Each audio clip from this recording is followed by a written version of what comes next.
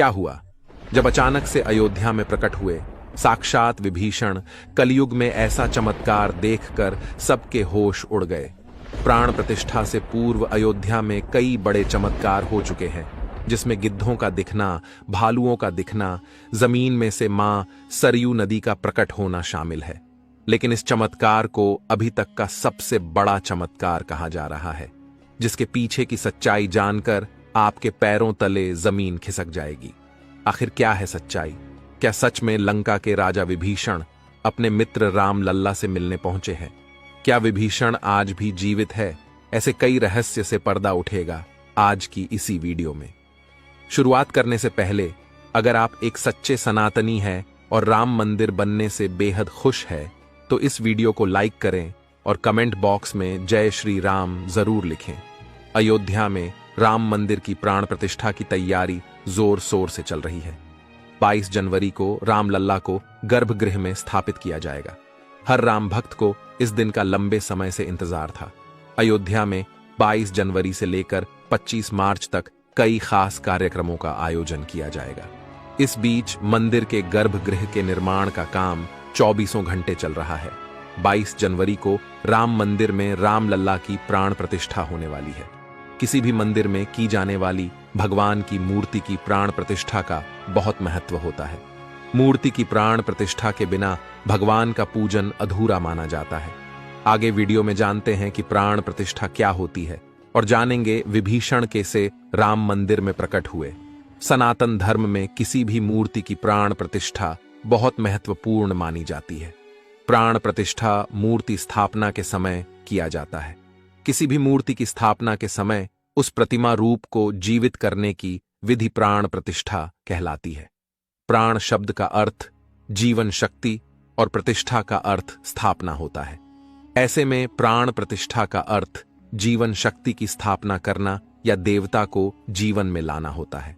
बिना प्राण प्रतिष्ठा के कोई भी मूर्ति पूजा के योग्य नहीं मानी जाती है। मान्यता है कि प्राण प्रतिष्ठा के जरिए मूर्ति में जीवन शक्ति का संचार होता है और वह मूर्ति देवता के रूप में बदल जाती है।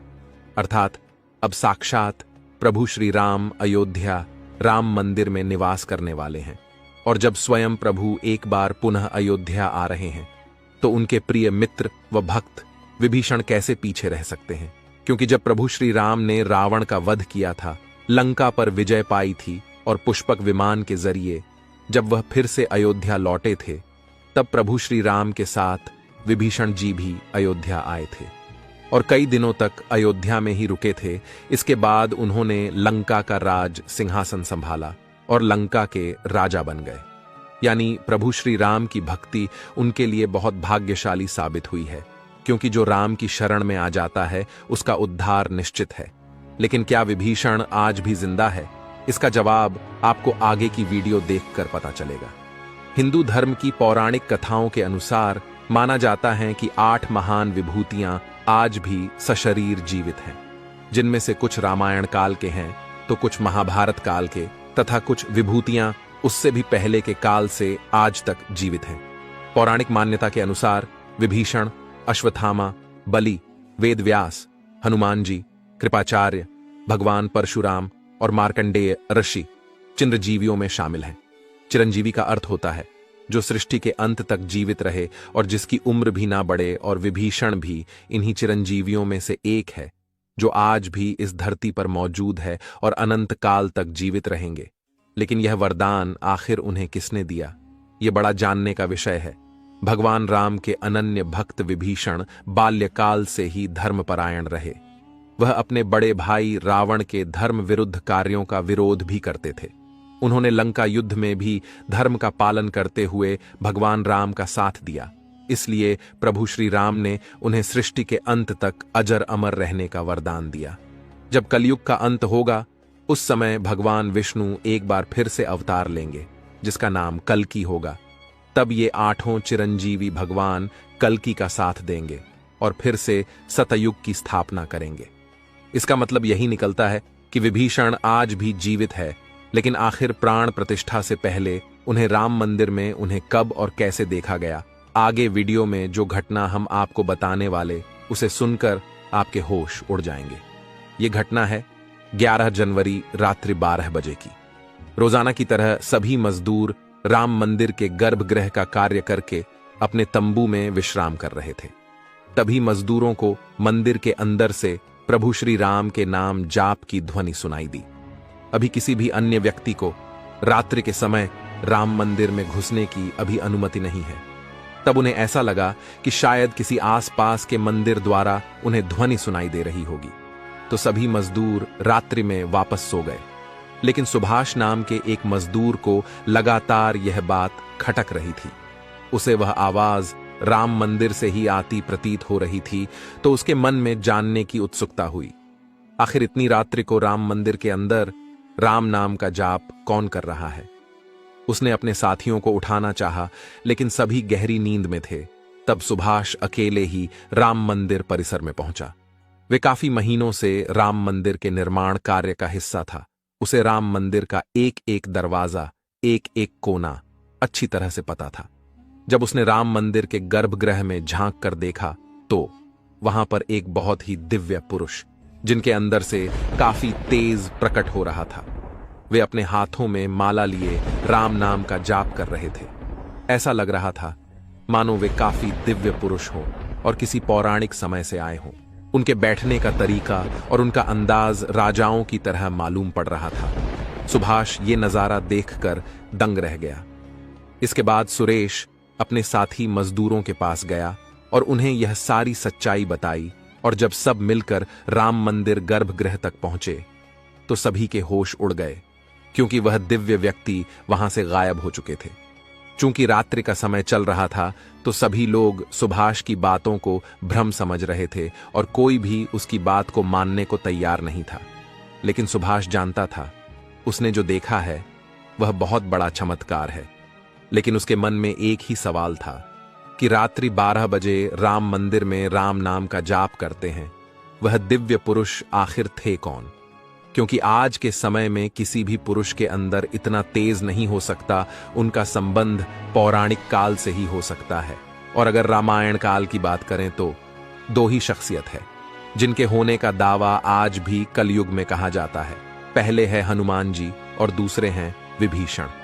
तो पूरी संभावना यही है कि सुभाष ने राम मंदिर में रात्रि के समय जिस महापुरुष को देखा था, वह राजा विभीषण हो सकते हैं, क्योंकि वह आज भी धरती पर जीवित है और 8 चिरंजीवियों में से एक है।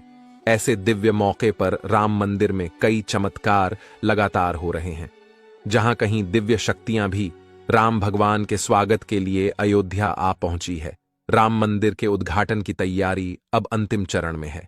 इस बीच एक ओर जहां श्री राम जन्मभूमि तीर्थ क्षेत्र ट्रस्ट लगातार तैयारी की जानकारी साझा कर रहा है, वहीं राम मंदिर के इस महायज्ञ में देश का हर राम भक्त अपनी आहुति अर्पित कर रहा है।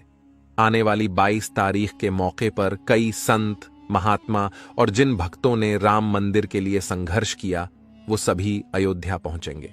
न केवल 22 जनवरी को, बल्कि 12 जनवरी से ही मेहमानों का अयोध्या जाने का सिलसिला शुरू हो जाएगा। रामनगरी में 11,000 से ज्यादा वीआईपी मेहमानों के स्वागत की तैयारी की जा रही है। एक समय था जब यहीं अयोध्या में रामलला टेंट में विराजमान थे। आज पक्का घर सिर्फ रामलला को ही नहीं, बल्कि पक्का घर देश के 4 करोड़ गरीबों को भी मिला है।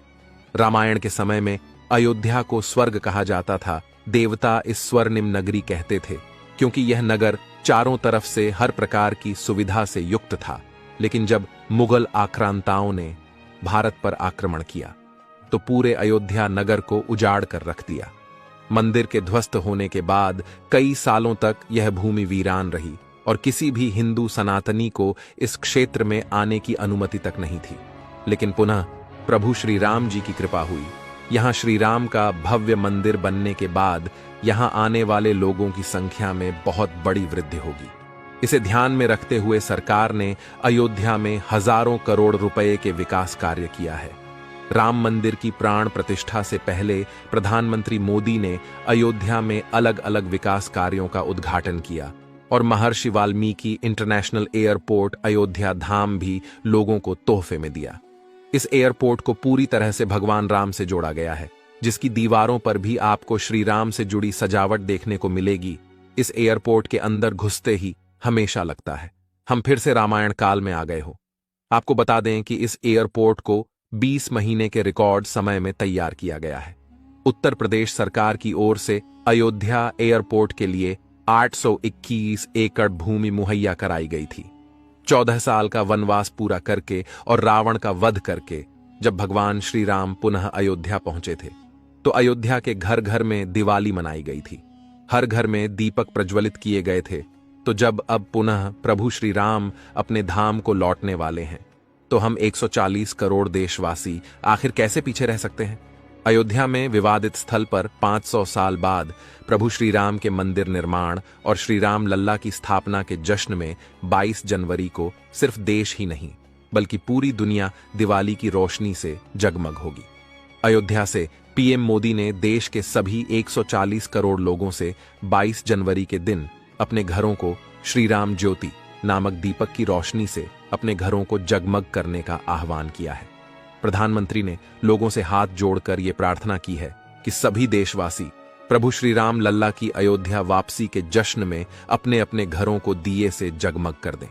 यानी पूरे देश में इस बार 22 जनवरी को ऊर्जा, आशा, आकांक्षा और उम्मीद व जोश से भरपूर एक नई दिवाली देखने को मिलेगी। ये दिवाली सिर्फ देश ही नहीं बल्कि दुनिया के उन तमाम देशों में भी मनाई जाएगी जहां भारतीय लोग बसे हैं। इसी बीच अब राम मंदिर प्राण प्रतिष्ठा से पहले राम लल्ला के भक्तों के लिए एक और बड़ी खुशखबरी है। दरअसल अब राम लल्ला के गर्भगृह का मुख्य द्वार सोने से बनाया गया है, जो मंदिर के मुख्य द्वार के तौर पर स्थापित कर दिया गया है। राम मंदिर में सोने के दरवाजे की कुछ खासियत भी है। बता दें कि राम लल्ला के गर्भगृह में लगाए गए सोने के दरवाजे पर खूबसूरत नक्काशी की गई है। मंदिर के भूतल पर ऐसे 14 दरवाजे लगने वाले हैं। लेकिन दोस्तों, जब हम राम मंदिर को बनता हुआ देखते हैं तो हमें बड़ा गर्व होता है कि हम राम मंदिर को अपनी आंखों से बनता हुआ देख रहे हैं। हमें उस स्थान पर राम मंदिर के अंदर जाने का मौका भी मिलने वाला है। लेकिन एक समय ऐसा भी था जब यहां पर हजारों कार सेवकों ने इस मंदिर के निर्माण के लिए अपने प्राणों का बलिदान दे दिया था। 1528 ईस्वी में श्री राम मंदिर को बाबर के आदेश से उसके सेनापति मीर बाकी ने गिराकर वहां एक मस्जिद बना दी। इसके बाद से हिंदू समाज एक दिन भी चुप नहीं बैठा। वह लगातार इस स्थान को पाने के लिए संघर्ष करता रहा।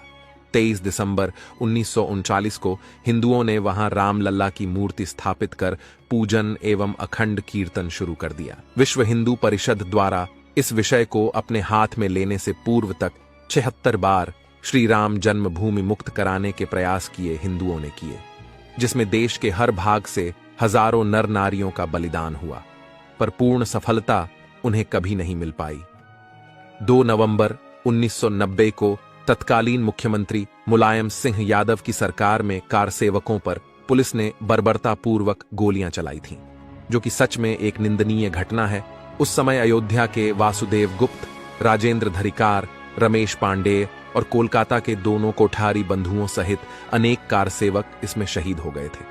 नीचे कमेंट बॉक्स में आप इन्हें श्रद्धांजलि जरूर दें। लेकिन दोस्तों, कहते हैं जो सच होता है वो स्प्रिंग की तरह होता है, उसे जितना दबाया जाए वह उतना ही तेज गति के साथ ऊपर आता है। 9 नवंबर 2019 का दिन सुनहरे अक्षरों में दर्ज किया गया, जब सुप्रीम कोर्ट की 5 जजों वाली बेंच ने ऐतिहासिक फैसला सुनाया और विवादित जमीन हिंदू पक्ष को मिली। और अब 22 जनवरी 2024 को भव्य राम मंदिर के अंदर रामलाल की प्राण प्रतिष्ठा होने वाली है।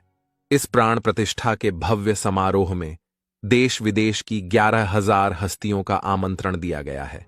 लेकिन दोस्तों, कुछ राजनीतिक दलों ने राम मंदिर किस भव्य समारोह में आने का न्योता ठुकरा दिया है।